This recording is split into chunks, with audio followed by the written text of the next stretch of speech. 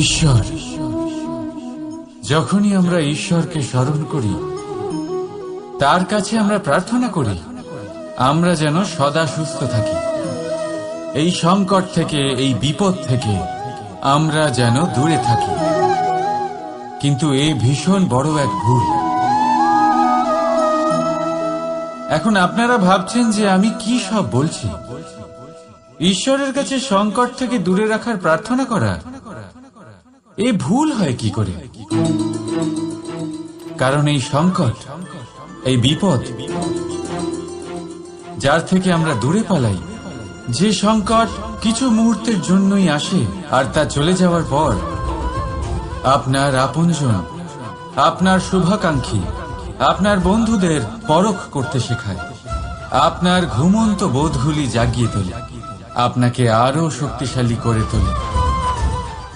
এই সংকট যার থেকে আমরা সকলে দূরে পালাই, যদি আমরা এই সংকটের সম্মুখীন হতে শিখে যাই, সেই অভিজ্ঞতার থেকে শিখি, আত্মসাৎ করি, এই জীবন আরো বেশি আনন্দময় হয়ে উঠবে। তাই এরপরে যখনই ঈশ্বরকে স্মরণ করবেন, সংকট থেকে দূরে পালাবার নয়, সংকটের সম্মুখীন হওয়ার শক্তি চাইবেন। স্বপ্ন দেখুন আর নির্ভয় সেই দিকে এগিয়ে যান। স্বপ্ন নিশ্চয়ই সফল হবে। রাধা রাধা। আসুন আজ আমরা কথা বলি এটার বিষয়। হীরে আমাদের জন্য অত্যন্ত মূল্যবান, অত্যন্ত প্রিয়, অত্যন্ত উজ্জ্বল। হীরের উজ্জ্বলতা সবাই চেনে, কিন্তু এই উজ্জ্বলতা আসে কোথা থেকে? অন্য কোনো হীরে দিয়ে এই হীরে পালিশ করা হয়, তবেই এটা সম্ভব হয়। কি ভালো ব্যাপার! নিজেই নিজেকে পালিশ করো আর নিজেকে আরো উজ্জ্বল করে তোলো। এবারে ভেবে দেখুন, কখনো কাদা দিয়ে কি কাদা পরিষ্কার করা সম্ভব? না, তার জন্য আপনার প্রয়োজন পড়বে পরিষ্কার জল। ঠিক সেইভাবেই শুভর দ্বারা শুভকে আরো অনেক শুভ করে তোলা যায়, কিন্তু মন্দ দিয়ে মন্দ শোধন করা যায় না। সবার আগে নিজের মন পরিষ্কার করুন, মনকে শুদ্ধ করুন, তারপর সেই দৃষ্টি দিয়ে এই সংসারকে দেখুন। এই সংসার আপনা থেকেই শুদ্ধ মনে হবে। যদি কারোর মধ্যে দোষ দেখেন, তাহলে শুভ কর্ম করে তার দোষ দূর করার চেষ্টা করুন, তাকে সাহায্য করুন। তার মধ্যে দোষ দেখে নিজের মনকে বিকারগ্রস্ত করবেন না, কারণ আপনি হীরে। অন্য কোনো হীরে পালিশ করতে সাহায্য করুন, ভালো লাগবে। রাধা রাধা। কথায় আছে, যদি ভাগ্য সাথে না থাকে, যদি কপাল খারাপ হয়, তাহলে মিষ্টি নদীর জলও নোনা হয়ে যায়। এই কথাটা একদম ভুল। প্রতিটা বিষয়ে, প্রতিটা সমস্যার জন্য ভাগ্যকে দোষ দেওয়া অনুচিত। জীবনের সমস্ত দুর্ঘটনার কারণ ভাগ্য হতে পারে না। বহুবার কারণ হয় আমাদের অসাবধানতা। সাবধান থাকা অত্যন্ত জরুরি। আমরা আগামী সংকটের থেকে সাবধান থাকি না, নিজেকে তৈরি রাখি না। আর যখন হঠাৎ করে সংকট আমাদের সামনে প্রকট হয়, আমরা নিজেদের সামলাতে পারি না। সেই পরিস্থিতির কাছে আমরা হেরে যাই। সাবধান থাকা অত্যন্ত জরুরি। যখন আপনি কোনো অজানা পথে বেরিয়ে পড়েন, তখন সবার আগে নিজের একটা পা তার নিচের ভূমিতে রাখেন, আর আরেক পা দিয়ে সামনের ভূমি আপনি পরখ করেন। এটাই বুদ্ধির লক্ষণ। সাবধানতার মানে হল আগামী ভবিষ্যতের পূর্বাভাস করা। কারণ যাই করে নিন না কেন, আপনি ভবিষ্যৎ দেখতে পারবেন না। কিন্তু যদি আপনার ভবিষ্যতের সংকটই লেখা থাকে, তাহলে তা আসুক। সেই সংকটের সম্মুখীন হওয়ার জন্য আপনি সাবধানতার ঢাল অবশ্যই ব্যবহার করতে পারবেন। রাধা রাধা। আপনি কি কখনো ভেবে দেখেছেন বিষ পান করার পরেও মহাদেবকে দেবাদিদেব মহাদেব কেন বলা হয়, আর অপরদিকে অমৃত পান করার পরেও রাহু আর কেতুকে অসুর কেন বলা হয়? কেন? এর কারণ হল উদ্দেশ্য। আপনার কর্ম করার পেছনে যে উদ্দেশ্য আছে তা অত্যন্ত গুরুত্বপূর্ণ। এই সংসারে কোনো ব্যক্তি সেই দ্বারাই পরিচিত, কর্ম করার পিছনে তার উদ্দেশ্য দিয়ে। যদি কেউ পরোপকার করে কিন্তু তার পেছনে তার উদ্দেশ্য স্বার্থের হয়, সেই পরোপকারী মানুষ নিজের মাহাত্ম্য সেখানেই হারিয়ে ফেলে।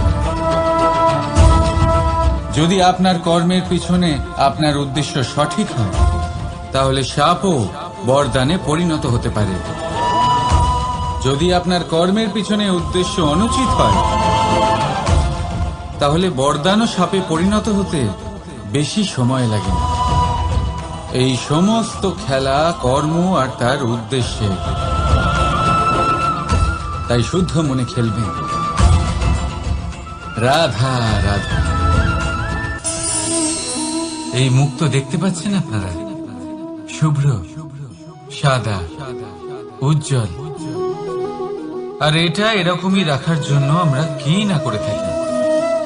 এটা এরকমই কোনো রেশমের কাপড়ে আমরা জড়িয়ে রাখি, কোনো এক কৌটোয় ভালো করে বন্ধ করে রাখি। কেন? যাতে এতে একটা আঁচড়ও না লাগে, যাতে এই মুক্ত না ভাঙে, কারণ এটা অমূল্য। ঠিক সেই রকমই এই দুধ যাতে না কাটে, তাই আমরা এটা গরম করে রাখি। গ্রীষ্মকালে আমরা এটা শীতল জলে রেখে দিই, কারণ এটা অমূল্য। এই দুটোই বড়ই অমূল্য, তাই আমরা এগুলো সামলে রাখি। দুধ আমাদের শরীরের অনেক পুষ্টি দেয়, সেই শরীরেরই সৌন্দর্য বাড়ায় এই মুক্ত। এবার মুক্ত আর দুধের মতোই হয় আমাদের আপনজনদের মন। এটাও আমাদের সামনে রাখা উচিত, এটার রক্ষাও আমাদের করা উচিত। মিষ্টি কথা, স্নেহ আর ভালো ব্যবহারের দ্বারা এগুলি সামনে রাখুন। কারণ যেভাবে একবার দুধ কেটে গেলে তাকে আর কোনোভাবেই ঠিক করা যায় না, আর একবার যদি মুক্ত ভেঙে যায়, যাই করুন না কেন তাকে আর জোড়া দেওয়া যায় না। ঠিক সেইভাবেই একবার যদি মনে ফাটল ধরে যায়, তাকে আগের অবস্থায় ফিরিয়ে নিয়ে যাওয়া অত্যন্ত কঠিন হয়ে দাঁড়ায়। মনের মতামতে ভেদাভেদ হতেই পারে, কিন্তু মনের ভেদাভেদ হওয়া উচিত নয়। সেই জন্য একে অপরের মনকে সামলে রাখা, কারণ তা অত্যন্ত অমূল্য। রাধা রাধা। রাধা আমাকে বহুবার জিজ্ঞেস করে, এই মোহ আর প্রেমের মধ্যে পার্থক্য কি? দাদাও তা বুঝতে পারেন না। আপনার মনেও নিশ্চয়ই এই প্রশ্ন আসে যে তফাৎটা কোথায় এই মোহ আর এই প্রেমের মধ্যে। আসুন, খুব সহজেই আমি আপনাকে এটা বুঝিয়ে দিচ্ছি।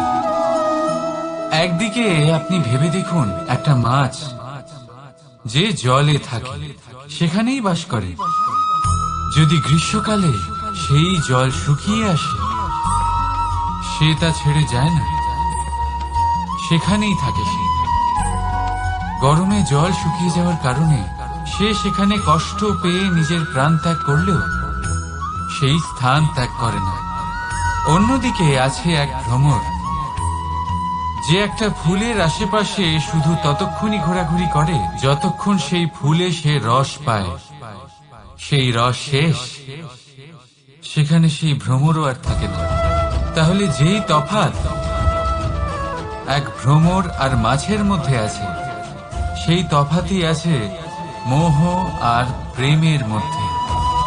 যা কোনো কামনা ছাড়া, কোনো লোভ ছাড়া করা হয় তা হলো প্রেম। আর যা কিছু পাওয়ার উদ্দেশ্য নিয়ে করা হয় তা হলো মোহ। তাহলে ত্যাগ করে দিন এই মোহকে, আর আমার সাথে ভালোবেসে বলুন, রাধা রাধা।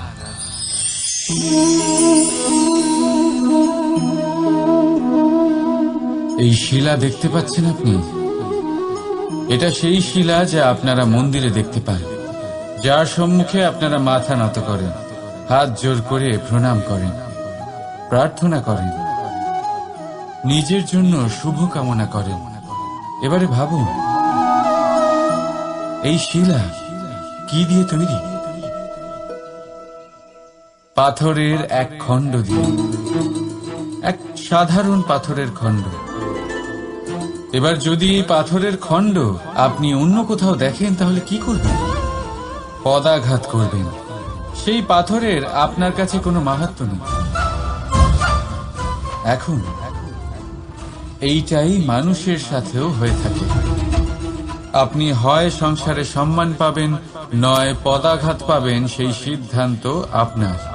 যদি আপনি নিজের মধ্যে শুভ ভাবনা রাখেন, শুভ কর্ম করেন, বিপদের সংকটের সম্মুখীন হন, নিজেকে আরো শক্তিশালী করে তোলেন, সর্বদা সত্যের পথে চলেন, তাহলে দেখবেন আপনি সম্মান অবশ্যই পাবেন। নয়তো পদাঘাতের বিকল্প তো আপনার কাছে আছেই, তাই তো? রাধা রাধা। আজ বড়ই কঠিন পরিস্থিতিতে ফেসে গেছি আমি। কখন থেকে এই দুধ মন্থন করেই যাচ্ছি, কিন্তু মাখন কিছুতেই তৈরি হচ্ছে না। হলো?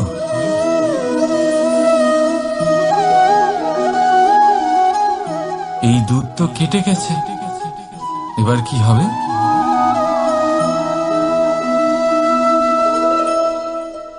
আপনারা নিশ্চয়ই ভাবছেন কি সব অসম্ভব কাজ করার চেষ্টা করি আমি সবসময়। দেখুন, দুধ কেটে গেছে মানে তা দিয়ে আর মাখন হবে না। ঠিক, খুব ভালো কথা যে আপনারা এটা জানেন। এটাও জেনে নিন যে আমাদের সম্পর্ক ঠিক এরকমই হয়। যদি সম্পর্কে তিক্ততা চলে আসে, তাহলে যতই চেষ্টা করুন না কেন, কোনো লাভ হবে না। যদি আপনি আপনার সম্পর্কে সুখের মিষ্টি মাখন খেতে চান, তাহলে মন রূপী দুধকে কাটতে দেবেন না। রাধা রাধা। এই বৃক্ষ দেখতে পাচ্ছেন আপনি? একদম অটল। সারা দিন কঠোর রোদে দাঁড়িয়ে থাকে, নিচে যে বসবে তাকে ছায়া দিতে। এবার যত সময় বয়ে চলে, ততই এই বৃক্ষের প্রতিটা শাখায় পাতার সাথে সাথে ফুলও ফুটতে শুরু করে, যে ফুল পরে ফলে পরিণত হয়। এবার সময়ের সাথে সাথে যখন ঋতু বদলায়, তখন এই ফল পাড়া হয়, আর কিছু ফল ঝরে যায়। পাতা ঝরার ঋতুতে পাতারাও এই গাছের সঙ্গ ছেড়ে দেয়। কিন্তু এই বৃক্ষ নিজের জায়গাতে অটল থাকে, না ফল আসার উৎসব করে, আর না পাতা ঝরে যাওয়ায় শোক পালন করে। আর সেই জন্যই আমরা বৃক্ষকে পুজো করি, কারণ এই বৃক্ষ নিজের স্থানে অটল থাকে। সেইভাবেই সুখ আর দুঃখ আমাদের জীবনের অভিন্ন অঙ্গ। সুখ আর দুঃখ সর্বদাই থাকবে। সেই জন্য কখনো জীবনে সুখ এলে অহংকারে ভরে উঠবেন না, আর না কখনো দুঃখ এলেই শোক পালন করবেন। কারণ সুখ আর দুঃখ সময়রূপী, জীবনরূপী বৃক্ষের ফল। এইগুলো আসবে আবার যাবেও, কিন্তু সুখে আর দুঃখে যে ব্যক্তি অটুট থাকবে, সেই পূজনীয় হবে। রাধা রাধা। কোকিল আর কাক, এই দুই পাখি অনেকটাই সমান। দেখতে একই রকম, রূপেও তারা সমান, রঙও বেশিরভাগ সময় একই হয়। হয়তো কখনো কখনো আপনি এটাও দেখেছেন যে কোকিল কাকের বাসায় থাকে। দূর থেকে যদি আপনি এই দুই পাখি দেখেন, তাহলে এদের পার্থক্য বোঝা অত্যন্ত কঠিন। এদের পার্থক্য আপনি তখন বুঝতে পারবেন যখন বর্ষার ঋতু আসবে, যখন এরা গলার স্বর বার করবে। একদিকে কাকের কর্কশ ধ্বনি যা মনকে ক্ষুণ্ণ করে দেয়, অন্যদিকে কোকিলের মধুর কণ্ঠ মনের সব চিন্তা দূর করে দেয়। দেখুন, এই দুই পাখি একই রকম, তফাৎ শুধু গলার স্বরের। সিদ্ধান্ত আপনারই। রাধা রাধা। মেহেন্দি নারীদের শৃঙ্গার। যার হাতে লেগে যায় তাকে নিজের রঙে রাঙিয়ে তোলা। আমাদের এখানে পরম্পরা আছে যে বিবাহতে অন্য অনেক অনুষ্ঠানে এই মেহেন্দি এমনই এক পাত্রে রাখা হয়, তারপর মহিলাদের মধ্যে ভাগ করা হয়। কিন্তু আপনি কি জানেন যে এই মেহেন্দির রং সবচেয়ে বেশি কার হাতে লাগে? এই মেহেন্দির রং সবচেয়ে বেশি তার হাতেই লাগে যিনি এই মেহেন্দি সবার মধ্যে বিতরণ করেন। প্রেম। দেখবেন আপনার জীবনে কখনোই এগুলো কম পড়বে না। রাধা রাধা। রাধার এই হার হঠাৎ করে ছিঁড়ে গেল, সমস্ত মুক্ত পড়ে গেল। রাধা আমাকে বলল যে এই হার তার খুব প্রিয়, এই মুক্ত অমূল্য, তার জন্য বিশেষ। যখন রাধার জন্য বিশেষ, তখন আমি শুরু করে দিলাম এই হার ঠিক করতে। প্রথমে অনেক সময় লাগলো এই মুক্ত খুঁজতে গিয়ে, আর তারপর আরো সময় লেগে যাচ্ছে এই হারে এই মুক্ত পড়াতে গিয়ে। ঠিক আছে, এবারে আপনারা নিশ্চয়ই ভাবছেন এর জায়গায় আমি নতুন কোনো হার কেন নিয়ে এলাম, কিন্তু না, কোনো নতুন হার আমার রাধার গলায় দেখে আমার এত আনন্দ হবে না যতটা সেই হার দেখে হবে যা রাধার প্রিয়, যা আমার রাধার জন্য অমূল্য। এই রকমই হয় আমাদের বন্ধু আমার। তাই আসুন আর ভালোবেসে বলুন রাধা রাধা। কখনো কখনো কেউ আমাদের ছোট বলে, আমাদের বিষয়ে নীচ মন্তব্য করে, আমাদের তা ভালো লাগে না। আমরা সেটা অপমান মনে করি, নিরাশ হয়ে যাই, অসুস্থ হয়ে পড়ি, কিন্তু এর কোনো প্রয়োজন নেই। এবার আমাকেই দেখুন, কেউ আমাকে মুরলীধর বলে ডাকে, আবার কেউ আমাকে বলে ছলবাজ, কেউ আমাকে নন্দের আনন্দ বলে, আবার কেউ আমাকে মাখন চোর। এবারে বলুন, আমার নামের সামনে চোর বসিয়ে দিলে আপনার প্রেম কি আমার জন্য কমে যাবে? এটাই আমি বোঝাতে চাই। কারোর কিছু বলে দেওয়াতে সেই প্রেমের কোনো ক্ষতি হয় না, কারণ আপনার প্রেম আমার প্রতি আছে আমার স্বভাবের জন্য, আমার কর্মের জন্য, আমার ব্যক্তিত্বের কারণে। তাই মনে রাখবেন, জীবনে কেবল কর্মের উপরে মন দিন, সেই নামের উপরে নয় যা লোকে আপনাকে দিয়েছে, কারণ এই কর্ম এটাই গুরুত্বপূর্ণ। ব্যর্থ হচ্ছে এই নাম। রাধা রাধা।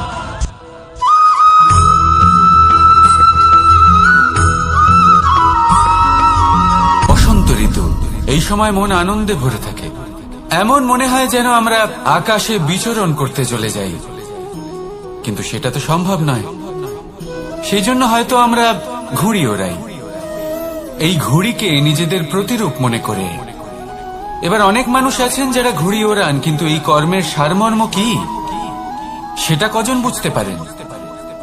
আপনি এটা মনে করুন যে আপনি হলেন সেই ঘুড়ি, আর এই সুতো যিনি ধরে রয়েছেন তিনি হলেন পরমাত্মা, আর এই সুতো যেখান থেকে শুরু হয় সেই লাটাই হলো আমাদের কর্মচক্র।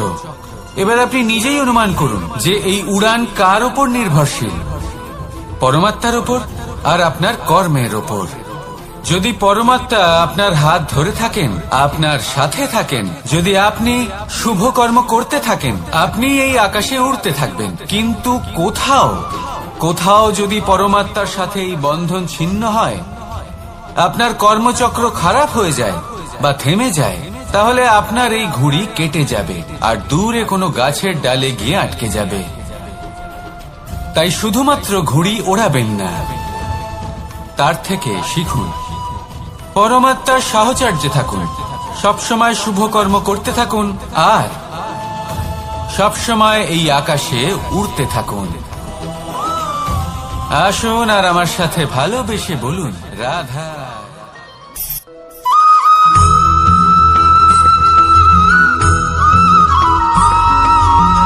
এবার অনেক সময় মানুষের মনে এরকম প্রশ্ন আসে যে এই সংসারে সবথেকে বড় বিপদ কি?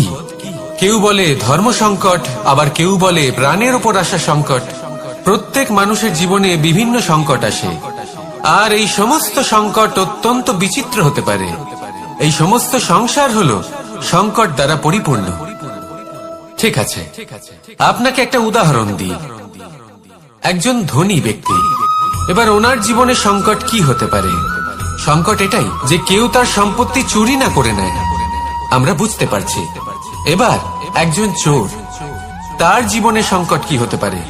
যে চুরি করার সময় সে যদি তার একটা কাশি চাপতে না পারে, তাহলে সে ধরা পড়ে যেতে পারে, ঠিক কিনা?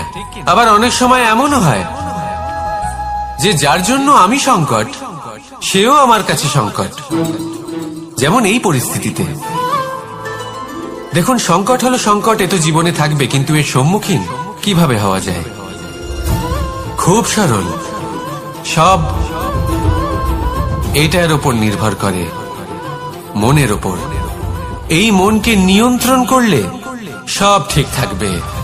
এবার যদি ধনী ব্যক্তি মনকে নিয়ন্ত্রণ করে ফেলেন, নিজের অর্থের ব্যবহার শুভ কাজের জন্য, সমাজের সেবার জন্য বিকাশ করতে করেন, ওই অর্থকে একত্রিত করে না রাখেন, তাহলে চুরির সমস্যা, এই সংকট সেখানেই কেটে যাবে।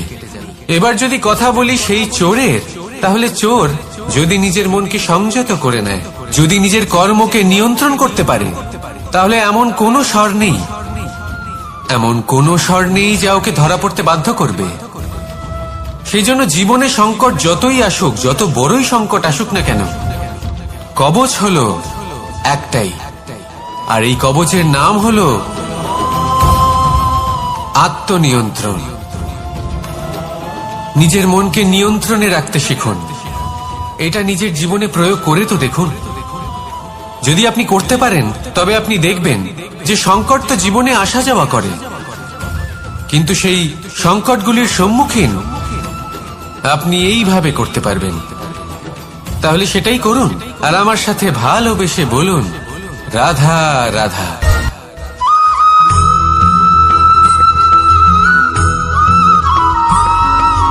জীবনে যখন কোনো ব্যক্তি নিজের লক্ষ্য প্রাপ্তির জন্য নিরন্তর পরিশ্রম করতে থাকেন, চেষ্টা করতে থাকেন, তখন তিনি কষ্ট অনুভব করেন, কখনো শারীরিক কষ্ট, কখনো মানসিক কষ্ট। এবার উনি এটা ভাবতে থাকেন যে আমি কি উচিত করছি নাকি অনুচিত করছি, কারণ অন্যদিকে এমন একজন ব্যক্তিও আছেন যিনি একদমই পরিশ্রম, চেষ্টা করছেন না। তিনি মদিরা পান করেন, বিলাসিতায় জীবন কাটান, অলস প্রকৃতির হয়ে ওঠেন, নিদ্রাতে বিলীন হয়ে থাকেন আর ভাবেন যে তিনি সুখ লাভ করছেন। কিন্তু এরকম কেন হয়? কারণ যখন আমরা সৎ পথে থাকি, উচিত পথে চলি, লক্ষ্য প্রাপ্ত করার জন্য চেষ্টা করতে থাকি, তখন আমাদের ভেতরে থাকা নেতিবাচক শক্তি এবং পাপ এই দেহকে ত্যাগ করে দেয়। আর এই অনুভূতিটাই আমাদের দুঃখের অনুভূতি দেয়, কষ্ট দেয়। এবার সেখানে যদি আমরা কুপথে চলি, অনুচিত পথে চলতে থাকি, তাহলে আমাদের ভেতরে থাকা পুণ্য এবং ধনাত্মক শক্তি আমাদের দেহ ত্যাগ করে দেয়। আর এই অনুভূতির কারণেই আমরা সুখ অনুভব করি। কিন্তু কখনো ভাববেন যে এই সুখ বেশি সময় পর্যন্ত থাকে না। সেই জন্য সবসময় মনে রাখবেন যদি আপনি জানেন যে এটাই আপনার লক্ষ্য, এটাই উচিত পথ, শুভ পথ, তাতে নিরন্তরভাবে এগিয়ে যেতে চেষ্টা করতে থাকুন। এই কষ্ট আপনাকে সুখের পরাকাষ্ঠায় কখন পৌঁছে দেবে তা আপনি জানতেই পারবেন না। আসুন আমার সাথে ভালোবেসে বলুন, রাধা রাধা।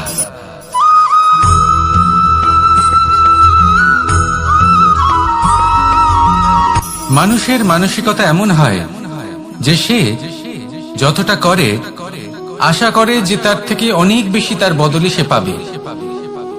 দেখুন, সবকিছুই আপনার ভাবনা চিন্তার উপর নির্ভর করছে।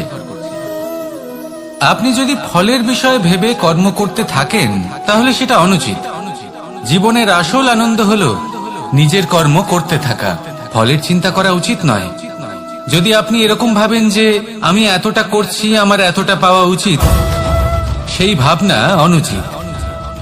যদি আপনি সেবার মানসিকতা নিয়ে কর্ম করতে থাকেন, কর্মচক্রে প্রবাহিত হন, যদি আপনি এমন ভাবনা রাখেন যে আমি এতটা পাচ্ছি তাই এর থেকে অনেক বেশি আমি কর্ম করব, তাহলে নিশ্চিত রূপে আপনি যতটা করছেন তার থেকে অনেক বেশি আপনি পাবেন, আপনার আশার থেকে অনেক বেশি আপনি পাবেন। শুধু জীবনে অনেক বেশি কাজ করতে থাকুন, ফলের চিন্তা করবেন না। আর মনে রাখবেন, এই ভাবনাই সব থেকে বড় বীজ। কর্মের উপর বিশ্বাস রাখুন, জীবনে যা যা আপনি চান সবই সুখময় হবে। আসুন আর আমার সাথে ভালোবেসে বলুন, রাধা রাধা।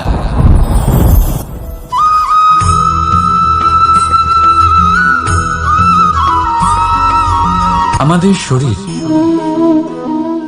প্রকৃতির সর্বশ্রেষ্ঠ রচনা।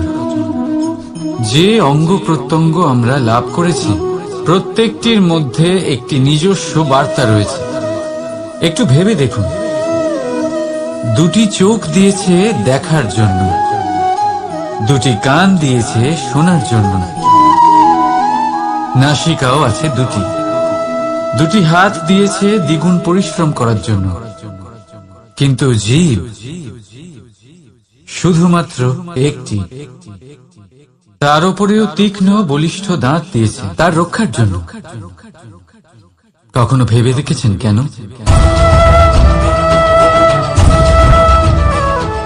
কারণ শব্দ আর শব্দের প্রয়োগ মানুষের সবচেয়ে বড় অস্ত্র, যার প্রয়োগ যত ভেবে চিন্তে করা যায় মানুষ তার জীবনে ততটাই উপরে উঠতে পারে। তাহলে মনে রাখুন, দেখুন, শুনুন আর বুঝুন বেশি, বলুন কম। রাধা রাধা।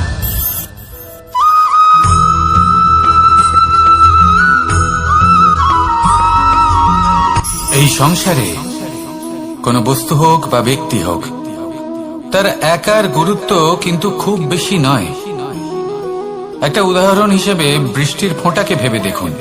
যদি একটি বৃষ্টির ফোঁটা হয় তাহলে তার খুব বেশি গুরুত্ব থাকে না, কিন্তু যখন সহস্র বৃষ্টির ফোঁটা মেঘের মধ্যে দিয়ে ঝরে পড়ে তখন সেটা বর্ষার রূপ ধারণ করে। সেই বর্ষা যা এই প্রকৃতিকে শান্ত করে। সেইভাবেই পাথরের ছোট টুকরো, তার খুব বেশি গুরুত্ব থাকে না, কিন্তু যখন অসংখ্য পাথরের টুকরো একত্রিত হয় তখন তা পর্বতের আকার ধারণ করে। সেইভাবেই কিছু মানুষ যখন একত্রিত হন তখন তৈরি হয় পরিবার, কিছু পরিবার যখন একত্রিত হয় তখন তৈরি হয় সমাজ, যখন অনেক সংখ্যক সমাজ একত্রিত হয় তখন তৈরি হয় রাজ্য। এবার এই রাজ্যের সব থেকে গুরুত্বপূর্ণ ব্যক্তি হতে পারেন রাজা, কিন্তু তাও সেই রাজা একা কিছু করতে পারেন না। যুদ্ধ লড়ার সময় তারও নিজের সৈন্যদলকে প্রয়োজন পড়ে। কিন্তু এই সংসারে এমন একজন ব্যক্তি আছেন যিনি একাই সব কাজ করতে থাকেন, এবং সেই ব্যক্তি হলেন মা। আমাদের জীবনে একজন পিতার ভূমিকা কিন্তু নিঃসন্দেহে অমূল্য, কিন্তু আমাদের সকলের জীবনে যে ভূমিকা একজন মায়ের তা অন্য কারোর থাকে না। একজন মা একাই সন্তানকে বড় করতে পারেন, সংস্কারী করে তুলতে পারেন, তার জন্য পরিশ্রম করেন। আর এত কিছু কাজ করার পরেও তার কাজের জন্য তিনি প্রশংসা অবশ্য পান না, উল্টে যদি সেই সন্তান অনুচিত পথে চালিত হয়, অনুচিত কর্ম করে, তখন সেই মাকেই অপবাদের পাত্র হয়ে উঠতে হয়। আমাদের জীবনে মায়ের যোগদান কতটা সেটা বুঝুন। আপনাকে বড় করে তোলার জন্য উনি কতটা পরিশ্রম করেছেন সেটা বুঝুন। আজ থেকে, এখন থেকে, এই মুহূর্ত থেকে মাকে সম্মান করতে শিখুন। যখন সময় পাবেন, যখন সুযোগ হবে, তখন তার প্রশংসা করুন। ওনারও ভালো লাগবে। আর মায়ের এই মমতার জন্য, তার এই ভূমিকার জন্য আসুন সবাই মিলে আমরা তাকে প্রণাম করি, আর সকলে মিলে ভালোবেসে বলি, রাধা রাধা।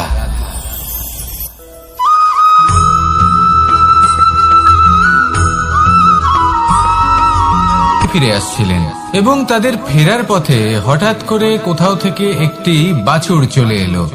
এই দুই বোন ভয়ভীত হয়ে গেলেন, আর তাদের হাত থেকে সেই আটা পড়ে গেল, মাটিতে মিশে গেল। এবার এই পুরো ঘটনাক্রমে যদি কারোর বিন্দুমাত্র লাভ হয়ে থাকে, বিন্দুমাত্র আনন্দ পেয়ে থাকে, তাহলে সে কে?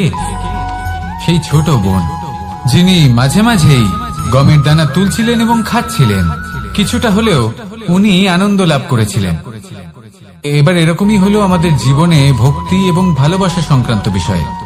মানুষ নিজের জীবনের দৈনিক কাজে এতটাই ব্যস্ত হয়ে পড়েন, প্রত্যেকদিন শুধু কাজ কাজ কাজ কাজ করতে থাকেন, আর তাতে ভক্তি এবং ভালোবাসার জন্য সময় বার করতেই পারেন না।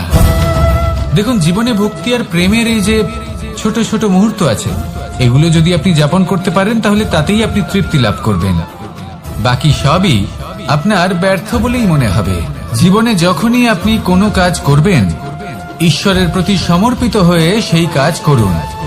আর যখনই সময় পাবেন, তাহলে সেই সময় নিজের আপনজনদের দিন। যাদের আপনি ভালোবাসেন তাদের প্রতি যত্নবান হন, তাদের শুভাকাঙ্ক্ষী হন। এই প্রেম আর ভক্তির ছোট ছোট মুহূর্তগুলো আপনার জীবনকে চরিতার্থ করে তুলবে। আসুন আমার সাথে ভালোবেসে বলুন, রাধা রাধা।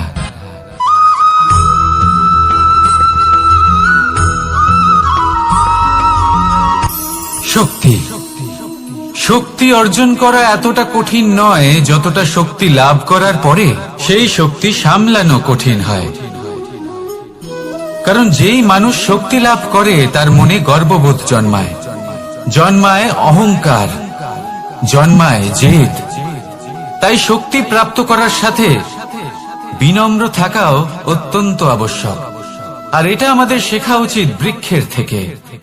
বৃক্ষ যা আমাদের ফল দেয়, বৃক্ষ যা যত ফল দেয় ততটাই ঝুঁকে যায়। আমরা পাথর মারি ওই বৃক্ষের থেকে ফল প্রাপ্ত করার জন্য। সেই পাথরের মার সহ্য করেও বৃক্ষ আমাদের ফল দেয়। কোনো গর্ববোধ নেই, কোনো অহংকার বোধ নেই। আর সেই জন্য এই বৃক্ষের পুজো করা হয়। এটাই হলো মাহাত্ম্য শক্তির সাথে বিনম্রতা। যদি এই শক্তি সৃজন করে থাকে, সাহায্য করে থাকে, সম্বল হয়ে থাকে, তবেই সেই শক্তি উপযুক্ত।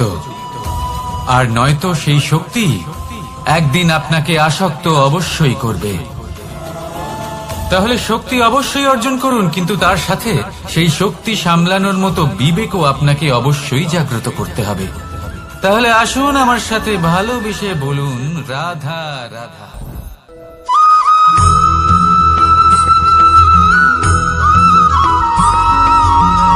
যখন আমরা কোনো বনে প্রবেশ করি, তখন এই সবুজ ঘাস দেখে, এই কোমল ঘাস দেখে আমাদের মন প্রফুল্ল হয়ে ওঠে।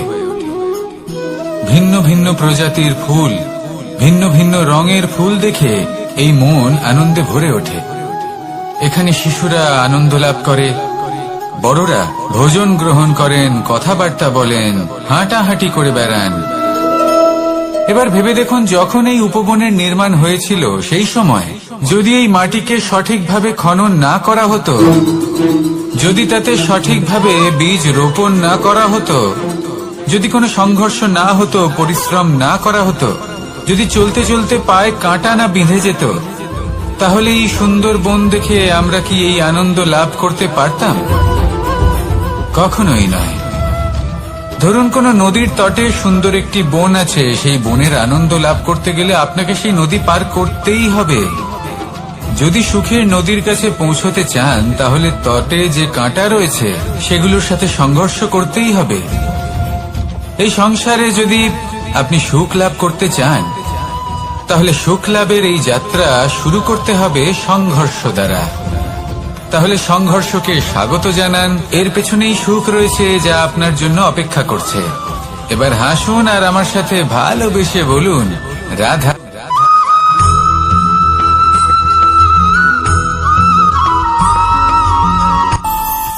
আমাদের মনে যখন কোনো প্রশ্ন ওঠে, কোনো দ্বন্দ্ব জাগে, তখন আমরা যাই আমাদের গুরুর কাছে, আমাদের আরাধ্যের কাছে গিয়ে জিজ্ঞেস করি। এইভাবেই একদিন আমি পৌঁছলাম আমার আরাধ্যের কাছে, আমার মহাদেবের কাছে, আর ওনাকে প্রশ্ন করলাম যে মহাদেব, জীবনে আনন্দ পাওয়ার, উৎসব পালনের, প্রেম ভাগ করে নেবার, জীবনকে উপভোগ করে নেওয়ার সর্বশ্রেষ্ঠ সময় কোনটা? মহাদেব হাসলেন আর উনি বললেন, জীবনে উৎসব পালনের সব থেকে শ্রেষ্ঠ দিন হল মৃত্যুর ঠিক আগের দিনটা। প্রেম ভাগ করে নেওয়ার সব থেকে শ্রেষ্ঠ মুহূর্ত হল মৃত্যুর ঠিক আগের মুহূর্ত। জীবনকে উপভোগ করে নেওয়ার সর্বশ্রেষ্ঠ প্রহর হল মৃত্যুর এক প্রহর পূর্বে। তখন আমি চমকে গেলাম। আমি বললাম, কিন্তু মহাদেব, মৃত্যু তো অনিশ্চিত, আমরা জানিও না কবে আমাদের মৃত্যু হবে। মহাদেব আবার হাসলেন। উনি বললেন যে যদি আমরা এভাবে জীবন কাটাই যে আমরা জীবনের প্রত্যেক দিন, প্রত্যেক মুহূর্ত, প্রত্যেক প্রহর শেষ বলে মনে করি, তাহলে আমাদের সমস্ত জীবন আনন্দের সাথেই অতিবাহিত হবে। কি বলেন?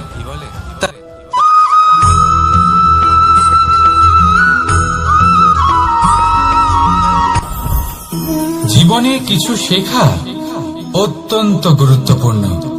এবার কি কি শিখতে হবে সেই সব শেখানোর জন্য অনেক শিক্ষক রয়েছেন, কিন্তু কি শিখবেন না আর কি করবেন না এটা আমাদের নিজের অভিজ্ঞতা দিয়ে শিখতে হয়।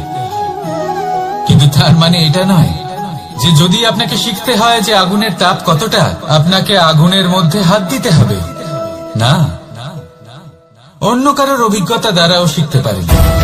প্রশ্ন শুধুমাত্র একটাই যে আপনি কি শিখতে চান নাকি চান না। যদি আপনি এটাই ভাবেন যে আমি শুধুই নিজের অভিজ্ঞতা দ্বারাই শিখতে চাই, তাহলে জীবনকাল ছোট মনে হবে, অনেক কিছুই শিখতে পারবেন না। তাই নিজের সাথে সাথে বড়দের অভিজ্ঞতা দ্বারাও শেখা শুরু করে দিন। এই সংসারের অভিজ্ঞতা দ্বারা শিখতে শুরু করে দিন। আর এটা নিশ্চিত রূপে শেখা আবশ্যক যে কখন কি করবেন না, কোথায় থামতে হবে আর কোথায় থামবেন না। তাহলে আসুন আর আমার সাথে ভালোবেসে বলুন, রাধা রাধা।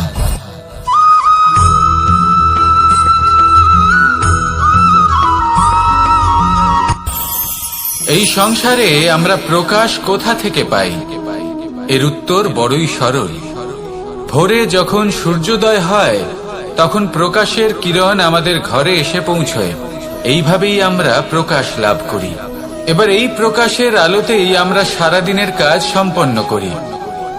সন্ধে হয়ে যায়, সূর্যাস্ত হয়ে যায়, আর আমাদের ঘর যাতে অন্ধকার না হয় তার জন্য আমরা একটা প্রদীপ প্রজ্বলিত করি। এটাই ঘটে আমাদের জীবনেও। এবার প্রবাহমান আয়ুর সাথে আমরা আমাদের অন্তরে যদি একটা প্রদীপ প্রজ্বলিত করে নিই তাহলে বিষয়টাই অন্যরকম হবে। এবার আপনি বলবেন, কোন প্রকাশের কথা বলছি যা আমাদের অন্তরে জাগ্রত করা সম্ভব? আমাদের আত্মার মাঝে প্রেমের প্রকাশ জাগ্রত করার কথা বলছি। কারণ আমাদের এই জীবন এও হলো দিনের আলোর মতো। আজ প্রকাশ আছে, কিন্তু কোনোদিন অবশ্যই অস্ত হবে। কিন্তু অস্ত হবার আগে যদি আমরা আমাদের আত্মার মাঝে প্রেমের এই প্রকাশ উজ্জ্বলিত করে নিই, তাহলে আমাদের সন্ধ্যাকালও আমরা আনন্দে এবং প্রেমে যাপন করব। তাহলে আসুন আর আমার সাথে ভালোবেসে বলুন, রাধা রাধা।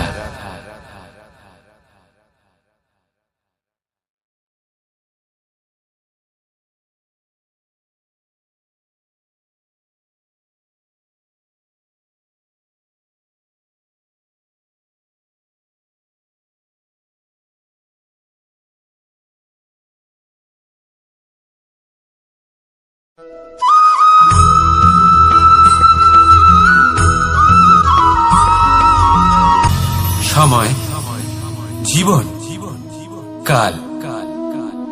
দেখতে গেলে এই তিনটি শব্দ একটি শব্দেরই সমার্থক শব্দ মনে হয়, কিন্তু এই শব্দগুলির অর্থ কি সমান? কখনোই নয়। হ্যাঁ, এই সময় চলতে থাকে, জীবন চলতে থাকে, কালচক্র চলতে থাকে। এই সময় কেটে যায়, কিন্তু এই জীবন একে যাপন করতে হয়। কি বলেন? এই জীবনে কিছু করুন বা কিছু না করুন, জীবন এমনি কেটে যাবে, আপনি জানতেও পারবেন না। কিন্তু সেটা আমাদের উদ্দেশ্য নয়, একে যাপন করতে হবে। এই জীবনে প্রেরণা পেতে শিখুন, প্রেরণা দিতে শিখুন, আহ্বান গ্রহণ করতে শিখুন, আহ্বান জানাতে শিখুন, মহান কাজ করতে শিখুন, ধন্যাত্মক বোধ জাগিয়ে তুলুন। জীবন অতিবাহিত করার অর্থ কি তা আপনি শিখে যাবেন। কারণ সময় কেটে যায়, সমস্ত যুগ কেটে যায়, কিন্তু জীবনের রীতি জীবন কাটিয়ে দেওয়া নয়, জীবন যাপন করা। এই জীবন সম্পূর্ণরূপে অনুভব করতে হবে, নতুন পথ বানাতে হবে। এবারে যদি এই জীবন বাঁচার সময় একবার ভেবে দেখুন, যদি মনে প্রেম থাকে, সদ্ভাবনা থাকে, তাহলে কি হবে? এই জীবনকে বাঁচার অনুভূতিটাই অন্যরকম হয়ে যাবে, একটা আনন্দময় অনুভূতি লাভ করবেন।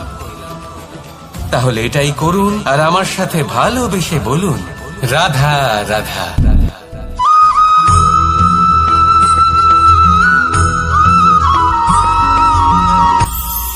এটা হলো ধান গাছ।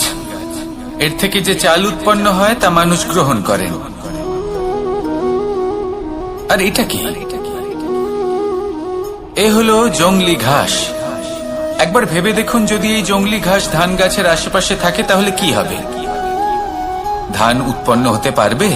তা উৎকৃষ্ট হতে পারবে? আমরা কি তা গ্রহণ করতে পারবো? কখনোই নয়। এই জংলি ঘাস ধানকে নষ্ট করে দেবে, কিন্তু নিজে জীবিত থাকবে। এটাই হলো আজকের শিক্ষা। এই সংসারে যদি আপনি নীতির পথে চলতে চান, উচিত কর্ম করতে চান, সংসারকে সেবা করতে চান, তাহলে জংলি ঘাসের মতো ব্যক্তিদের থেকে সবসময় দূরে থাকতে হবে। সেই ব্যক্তি যারা দুর্নীতি এবং মিথ্যা দ্বারা পরিপূর্ণ, যাদের ব্যবহার অশুভ, যাদের অনেক অশুভ গুণ রয়েছে, তারা সঠিক নয়। সেই সকল ব্যক্তি যাদের চরিত্র অত্যন্ত দুষ্ট হয়, তারা হয় শুভ চরিত্রের ব্যক্তিকে একদম নষ্ট করে দেয়, নয় নিজের মতো বানিয়ে তোলে। তাই যদি আপনি নীতির পথে চলতে চান, এই সংসারের জন্য শুভ কর্ম করতে চান, তাহলে সেই সঙ্গ লাভ করুন যে সঙ্গ জ্ঞানে পরিপূর্ণ, যাদের মধ্যে অনেক গুণ আছে, যাদের থেকে প্রতিদিন কিছু শিখতে পারবেন। এমন ব্যক্তির সাথে জীবন অতিবাহিত করুন, দুরাচারীদের থেকে দূরে থাকুন। তবেই এই মন প্রসন্ন হয়ে বলবে, রাধা রাধা।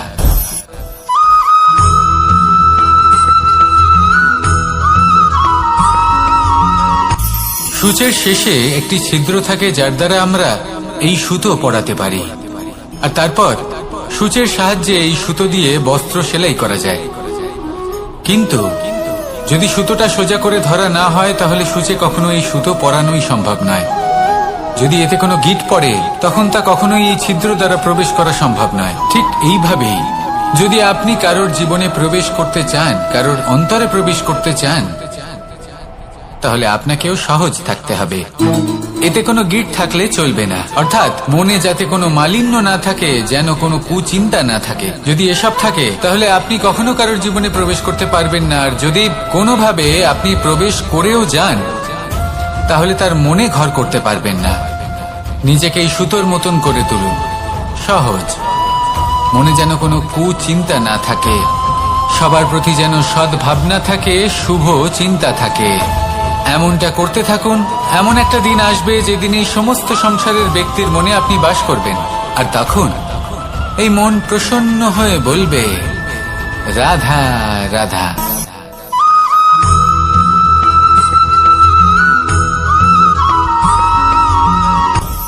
আপনি কখনো পর্বতের শিখরে উঠেছেন?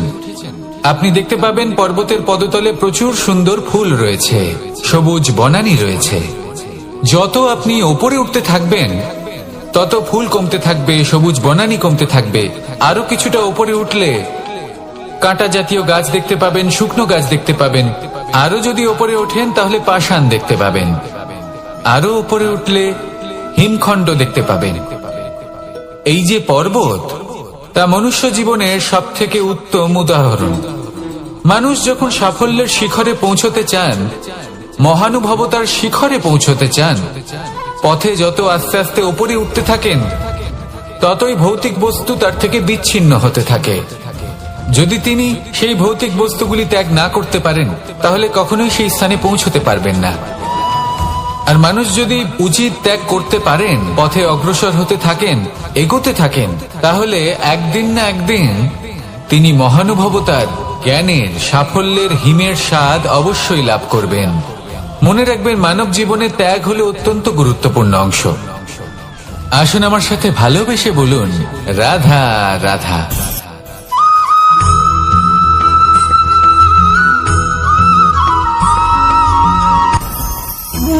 ভোজন।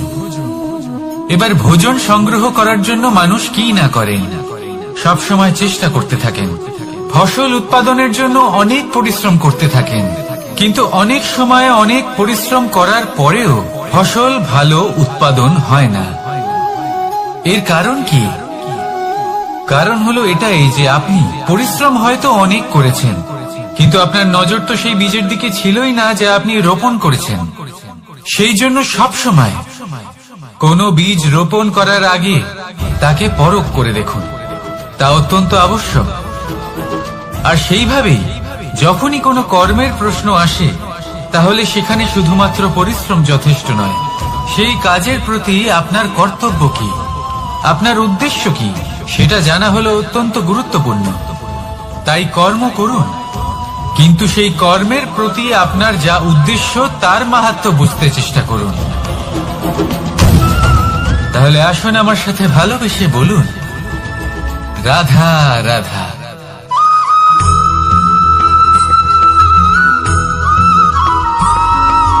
বসন্ত ঋতু, এই সময় মন আনন্দে ভরে থাকে। এমন মনে হয় যেন আমরা আকাশে বিচরণ করতে চলে যাই, কিন্তু সেটা তো সম্ভব নয়। সেই জন্য হয়তো আমরা ঘুড়ি ওড়াই, এই ঘুড়িকে নিজেদের প্রতিরূপ মনে করে। এবার অনেক মানুষ আছেন যারা ঘুড়ি ওড়ান, কিন্তু এই কর্মের সারমর্ম কি সেটা কজন বুঝতে পারেন? আপনি এটা মনে করুন যে আপনি হলেন সেই ঘুড়ি, আর এই সুতো যিনি ধরে রয়েছেন তিনি হলেন পরমাত্মা। আর এই সুতো যেখান থেকে শুরু হয়, সেই লাটাই হলো আমাদের কর্মচক্র। এবার আপনি নিজেই অনুমান করুন যে এই উড়ান কার ওপর নির্ভরশীল, পরমাত্মার ওপর আর আপনার কর্মের ওপর।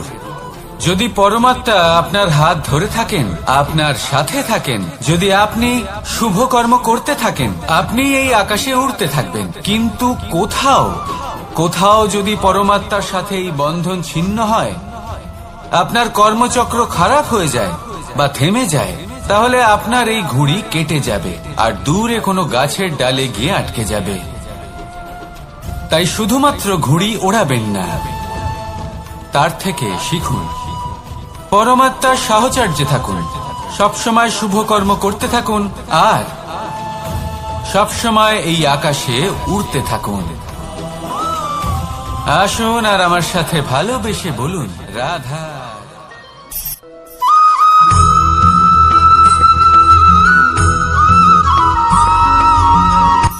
এই সংসারে সাফল্য লাভ করার জন্য জ্ঞানের প্রয়োজন হয়, পরিশ্রমের প্রয়োজন হয়, দৃঢ় নিষ্ঠার প্রয়োজন হয়, নিরন্তর চেষ্টা করা প্রয়োজনীয়। কিন্তু আরো কিছু আছে যা অত্যন্ত প্রয়োজনীয় এবং গুরুত্বপূর্ণ। তা হলো ভালো বন্ধু। তাদের থাকা অত্যন্ত প্রয়োজনীয়। যদি ভালো বন্ধু থাকে তাহলে সময় এলে তারা ঢাল হয়ে আপনাকে সুরক্ষা করবেন। সময় এলে অস্ত্রের মতো শত্রুকে সংহারও করবেন। যদি তিনি জ্ঞানী হন, তাদের মধ্যে সদ্গুণ থাকে, তাহলে এই সব গুণ আপনার মধ্যেও প্রবেশ করবে। তাহলে সাফল্যের জন্য ভালো বন্ধু পাওয়া অত্যন্ত প্রয়োজনীয়। কিন্তু শুধু বন্ধু কেন, ভালো শত্রুও থাকা প্রয়োজনীয়। এবার আপনি ভাববেন, আমি কি বললাম? যদি আপনার জীবনেও ভালো অর্থাৎ শক্তিশালী শত্রু থাকে, তাহলে আপনিও শক্তিশালী হতে থাকবেন। এই শত্রু আপনাকে প্রেরিত করবে আরো বেশি শক্তিশালী হয়ে ওঠার। কখনো কোনো হরিণকে দেখুন, তীব্র গতিতে দৌড়তে থাকে। কেন তীব্র গতিতে দৌড়য়? এই কারণে নয় যে কোথাও তার জন্য মধুর ঘাস অপেক্ষা করে রয়েছে, না। সে এই কারণে তীব্র গতিতে দৌড়য় কারণ সেটা না করলে তার পেছনে একটি সিংহ আছে যে ওকে নিজের ভোজন করে ফেলবে। তাই জীবনে বিপদ, সংকট, এই সবকিছুও হলো অত্যন্ত গুরুত্বপূর্ণ। তার সম্মুখীন হতে শিখুন আর আমার সাথে ভালোবেসে বলুন, রাধা রাধা।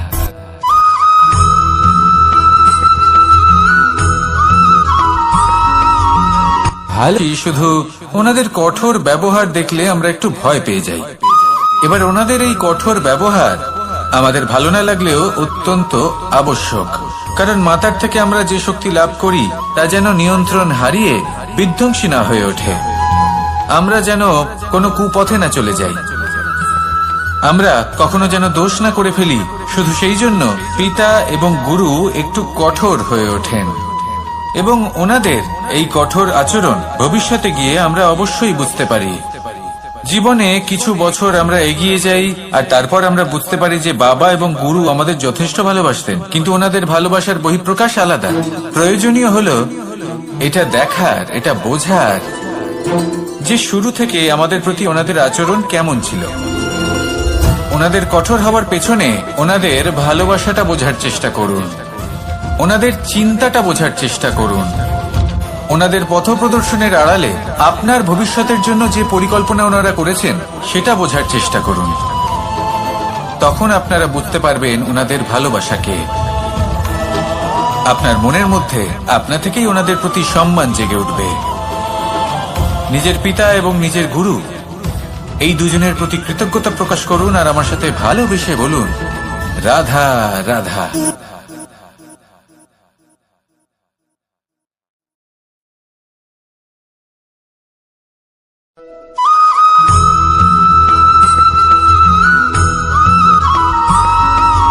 কথায় আছে, প্রত্যেক পুত্র তার পিতার প্রতিচ্ছবি হয়, আর সমস্ত প্রতিচ্ছবি চায় যেন সে তার অস্তিত্ব প্রাপ্ত করতে পারে। পুত্র চায় সে যেন তার পিতার মতো হয়, বা কখনো কখনো তার থেকেও শ্রেষ্ঠ হয়। সেটা কোনো অনুচিত ব্যাপার নয়। অনুচিত তখন হয় যখন পুত্র নিজের পিতার মতো হবার স্বপ্ন পূরণ করতে গিয়ে বা তার থেকেও শ্রেষ্ঠ হওয়ার স্বপ্ন পূরণে অনুচিত পথের আশ্রয় নেয়।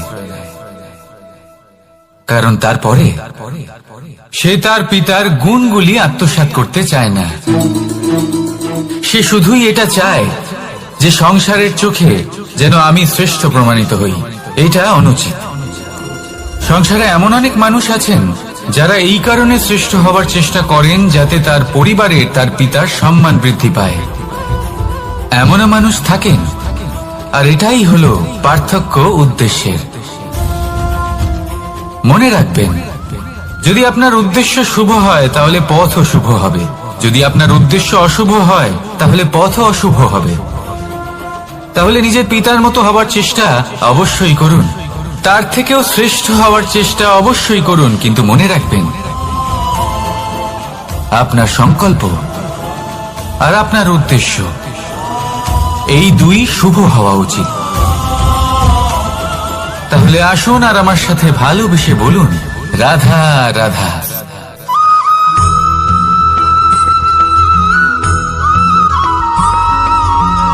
আপনি কখনো কোনো বাজকে নিজের বাসা বানাতে দেখেছেন? এই বাজ যখনই কোনো বাসা বানায় তখন উঁচু গাছের ডালে বা কোনো পর্বতের শিখরে বাসা বানায়, অনেক উচ্চতায়, আর সেখানে তার সন্তানও জন্মগ্রহণ করে। যখন এই সন্তানেরা জন্মায় তখন এই বাজ খুবই ভালোবেসে এবং খুব সাবধানে এদের পালন পোষণ করে, নিজের ঠোঁট দিয়ে তাদের ঠোঁটে খাবার পরিবেশন করে। কিন্তু যেই সেই সন্তানেরা হৃষ্টপুষ্ট হয়ে যায় এবং সেই কথা বাজ নিজে বুঝতে পেরে যায়, সেই বাজ নিজেই সেই বাসা ছিন্ন ভিন্ন করে দেয়। সেই সন্তান যাদের সবেমাত্র ডানা গজিয়েছে, কিভাবে উঠতে হয় তারা জানে না, সেই সন্তানগুলিকে উচ্চতা থেকে ঠেলে দেয়। সেই সন্তান প্রথমে ভয়ভীত হয়ে যায়। তারা সামনে মৃত্যুকে দেখতে পেয়ে ভয়ের কারণে তাদের ডানা ঝাপটাতে থাকে, আর সেই প্রক্রিয়াতেই সেই সন্তানগুলি উড়তে শুরু করে দেয়। এবার এই ঘটনায় আমরা কি শিক্ষা পেতে পারি? এটাই, যদি আপনি মাতা পিতা হন তাহলে নিজের সন্তানকে অবশ্যই স্নেহ করুন, কিন্তু তাদেরকে নিজের আঁচলের তলায় বেঁধে রাখবেন না। যদি আপনি চান আপনার সন্তান জীবনে উন্নতি করুক, তাহলে নিজের মুঠো থেকে তাদের স্বতন্ত্র করে দিন, এই সংসারে সংঘর্ষ করতে দিন। সেই সন্তান নিজেই বুঝতে পারবে যে জন্মের সময় পাওয়া ডানা কি করে ব্যবহার করতে হয়, আর আপনার চোখের সামনে আপনার সন্তান এই আকাশে উড়তে থাকবে। তাহলে আসুন আমার সাথে ভালোবেসে বলুন, রাধা রাধা।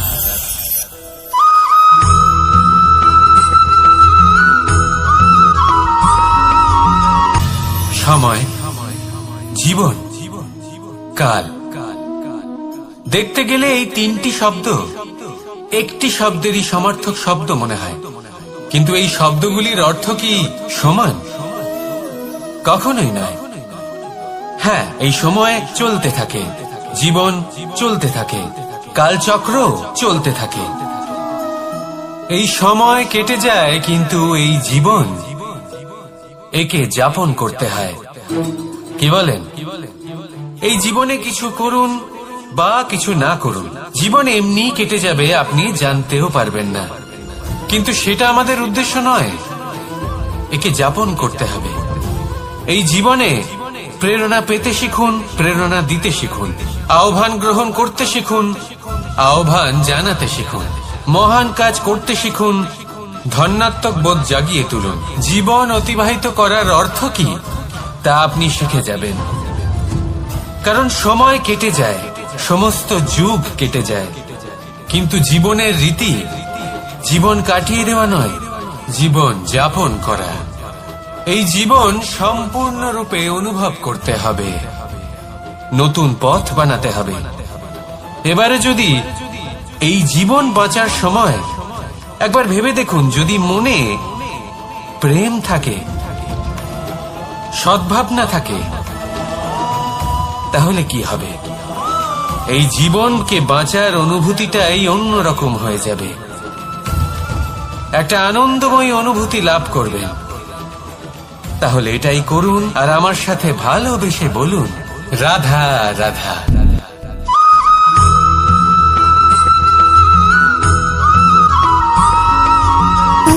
সুখ, দুঃখ এবং শক্তি, এই তিন হলো এই সংসারের ত্রিদেবের মতো।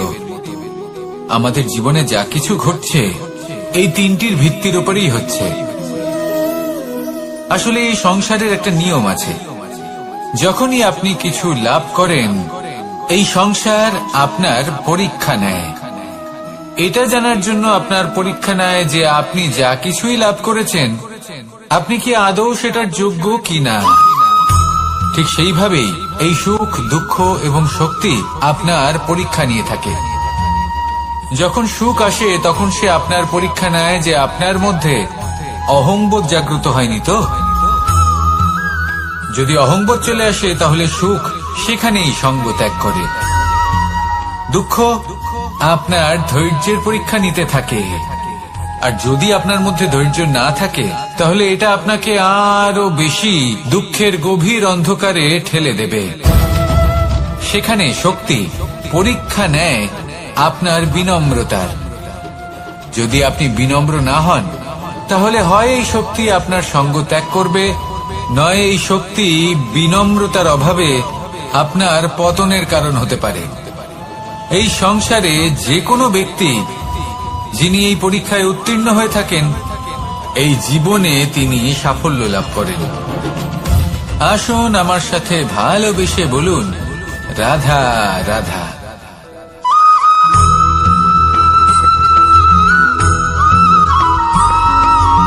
কখনো কখনো আমরা ভাবি যে কোনো ব্যক্তি যিনি ধর্মের পথে চলেছেন, যদি তার দ্বারা কোনো ভুল হয়ে থাকে তাহলে নিয়তি তাকে সেই মুহূর্তেই কঠোর শাস্তি দেন। কিন্তু সেই সব মানুষ যারা সংসারের সব থেকে বড় অধর্মী, বহু নিকৃষ্ট মানের কাজ করেন, তাদের নিয়তি অনেক সুযোগ দেন। তাদের নিয়তি এরকম কঠোর প্রহার করেন না। এই ভাবনা কখনো না কখনো মনে আসেই। ভেবে দেখুন কেন? আসলে জীবনকে বেশিরভাগ মানুষ একভাবেই দেখে থাকেন, বিভিন্ন স্তরে একে দেখা উচিত। এবার আপনি বলুন, এই সংসারে কোনো অধর্মী কখনো প্রেরণার উৎস হতে পারেন? কখনোই নয়। যে মানুষ নিজের আত্মাকে মলিন করে ফেলেছেন, তিনি এই সংসারকে কিভাবে প্রেরণা যোগাবেন? উনি নিজেই বুঝতে পারেন না কোনটা করা উচিত, ধর্ম কোনটা। তাই নিয়তি তাকে একটা সুযোগ দেন, এটা বোঝার সুযোগ দেন যে কোনটা উচিত, কোনটা ধর্ম। সুযোগ দেন নিজের বিবেক জাগিয়ে তোলার, তাকে সুযোগ দেন নিজের অন্তরাত্মার ডাক শোনার। যখন তাতেও কাজ হয় না, তখন নিয়তির কাছে একটাই পথ বাকি থাকে, আর তা হল মহাবিনাশ।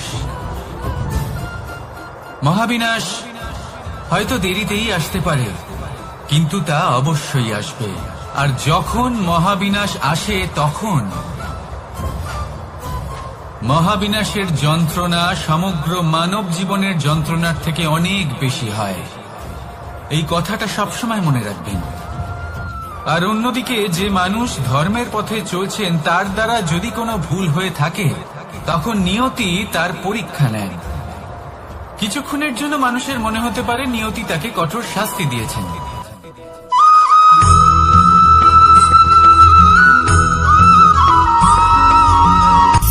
সূচের শেষে একটি ছিদ্র থাকে, যার দ্বারা আমরা এই সুতো পরাতে পারি, আর তারপর সূচের সাহায্যে এই সুতো দিয়ে বস্ত্র সেলাই করা যায়। কিন্তু যদি সুতোটা সোজা করে ধরা না হয়, তাহলে সূচে কখনো এই সুতো পরানোই সম্ভব নয়। যদি এতে কোনো গিঁট পড়ে, তখন তা কখনোই এই ছিদ্র দ্বারা প্রবেশ করা সম্ভব নয়। ঠিক এইভাবেই যদি আপনি কারোর জীবনে প্রবেশ করতে চান, কারোর অন্তরে প্রবেশ করতে চান, তাহলে আপনাকেও সহজ থাকতে হবে। এতে কোনো গিঁট থাকলে চলবে না, অর্থাৎ মনে যাতে কোনো মালিন্য না থাকে, যেন কোনো কুচিন্তা না থাকে। যদি এসব থাকে, তাহলে আপনি কখনো কারোর জীবনে প্রবেশ করতে পারবেন না। আর যদি কোনোভাবে আপনি প্রবেশ করেও যান, তাহলে তার মনে ঘর করতে পারবেন না। নিজেকে এই সুতোর মতন করে তুলুন, সহজ। মনে যেন কোনো কুচিন্তা না থাকে, সবার প্রতি যেন সদ্ভাবনা থাকে, শুভ চিন্তা থাকে। এমনটা করতে থাকুন। এমন একটা দিন আসবে যেদিন এই সমস্ত সংসারের ব্যক্তির মনে আপনি বাস করবেন, আর তখন এই মন প্রসন্ন হয়ে বলবে, রাধা রাধা।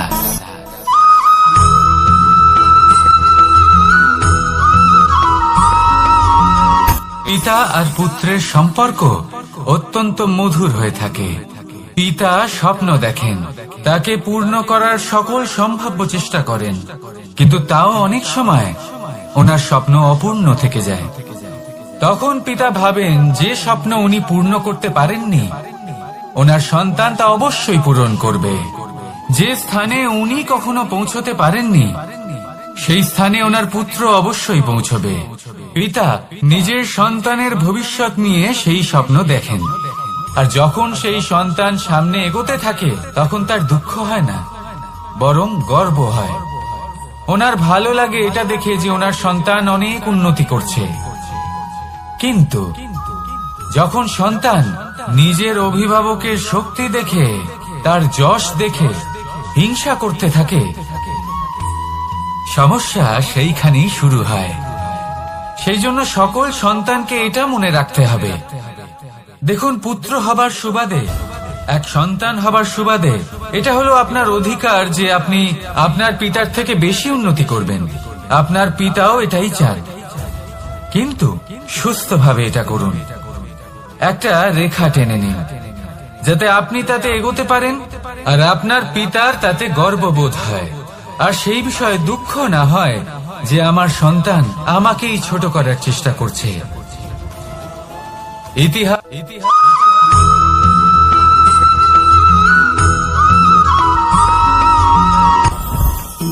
জীবনে কিছু শেখা অত্যন্ত গুরুত্বপূর্ণ। এবার কি কি শিখতে হবে সেই সব শেখানোর জন্য অনেক শিক্ষক রয়েছেন, কিন্তু কি শিখবেন না আর কি করবেন না এটা আমাদের নিজের অভিজ্ঞতা দিয়ে শিখতে হয়। কিন্তু তার মানে এটা নয় যে যদি আপনাকে শিখতে হয় যে আগুনের তাপ কতটা, আপনাকে আগুনের মধ্যে হাত দিতে হবে। না, অন্য কারোর অভিজ্ঞতা দ্বারাও শিখতে পারেন।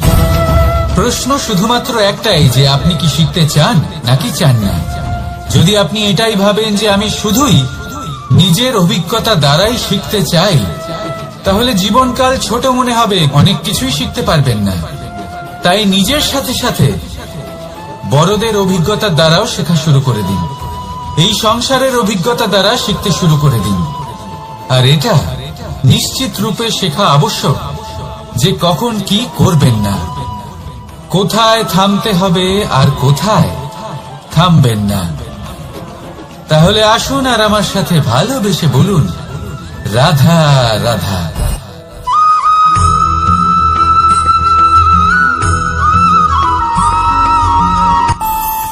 আমাদের মনে যখন কোনো প্রশ্ন ওঠে, কোনো দ্বন্দ্ব জাগে, তখন আমরা যাই আমাদের গুরুর কাছে, আমাদের আরাধ্যের কাছে গিয়ে জিজ্ঞেস করি। এইভাবেই একদিন আমি পৌঁছলাম আমার আরাধ্যের কাছে, আমার মহাদেবের কাছে, আর ওনাকে প্রশ্ন করলাম যে মহাদেব, জীবনে আনন্দ পাওয়ার, উৎসব পালনের, প্রেম ভাগ করে নেবার, জীবনকে উপভোগ করে নেওয়ার সর্বশ্রেষ্ঠ সময় কোনটা? মহাদেব হাসলেন আর উনি বললেন, জীবনে উৎসব পালনের সব থেকে শ্রেষ্ঠ দিন হল মৃত্যুর ঠিক আগের দিনটা। প্রেম ভাগ করে নেওয়ার সব থেকে শ্রেষ্ঠ মুহূর্ত হল মৃত্যুর ঠিক আগের মুহূর্ত। জীবনকে উপভোগ করে নেওয়ার সর্বশ্রেষ্ঠ প্রহর হল মৃত্যুর এক প্রহর পূর্বে। তখন আমি চমকে গেলাম। আমি বললাম, কিন্তু মহাদেব, মৃত্যু তো অনিশ্চিত, আমরা জানিও না কবে আমাদের মৃত্যু হবে। মহাদেব আবার হাসলেন। উনি বললেন যে যদি আমরা এভাবে জীবন কাটাই যে আমরা জীবনের প্রত্যেক দিন, প্রত্যেক মুহূর্ত, প্রত্যেক প্রহর শেষ বলে মনে করি, তাহলে আমাদের সমস্ত জীবন আনন্দের সাথেই অতিবাহিত হবে। কি বলেন?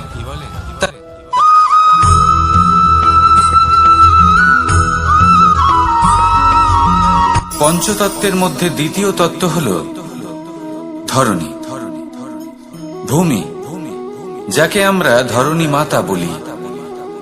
এই ধরণী ধৈর্য ধারণ করে, আর এর ওপরেই আমাদের সমগ্র সংসার নির্ভরশীল। কারণ এই ভূমি সহ্য ক্ষমতা রাখে, এর সহ্য ক্ষমতা হল অপরিসীম। সন্তান যতই আঘাত প্রদান করুক না কেন, প্রেম পূর্বক সহ্য করে, আর তার বদলে অমূল্য রত্ন প্রদান করে। সন্তান যদি হাল চালায়, তাহলে তার বদলে তাকে অন্ন প্রদান করে। এটাই হলো ধরণী। এবার এর থেকে আমরা কি শিক্ষা পেতে পারি? এটাই যে কারোর জন্য কিছু করা বা কাউকে কিছু দেওয়া মনে কোনো কামনা ছাড়াই। আর এই কথাটা বুঝে যান, যদি কারোর জন্য কামনা না রেখে বা কোনো পাওয়ার আশা না রেখে কারোর জন্য কিছু করেন বা কারোকে কিছু দেন, যদি এটা আপনি শিখতে পারেন, তবে আপনি ভালোবাসতে শিখে গেছেন। আর সেই জন্যই এই ধরিত্রীকে মাতা বলা হয়। কারণ মাতা শুধু উনি নন যিনি গর্ভে সন্তানকে ধারণ করেন, মাতা তো উনিও যিনি জীবন বাঁচতে শেখান, যিনি জীবন বাঁচার উদাহরণ প্রদান করেন। তাহলে ধরনীর থেকে এই নিঃস্বার্থ ভাব শিখুন, নিঃস্বার্থ ভালোবাসা শিখুন, আর এই ভালোবাসার সাথেই বলুন রাধা রাধা।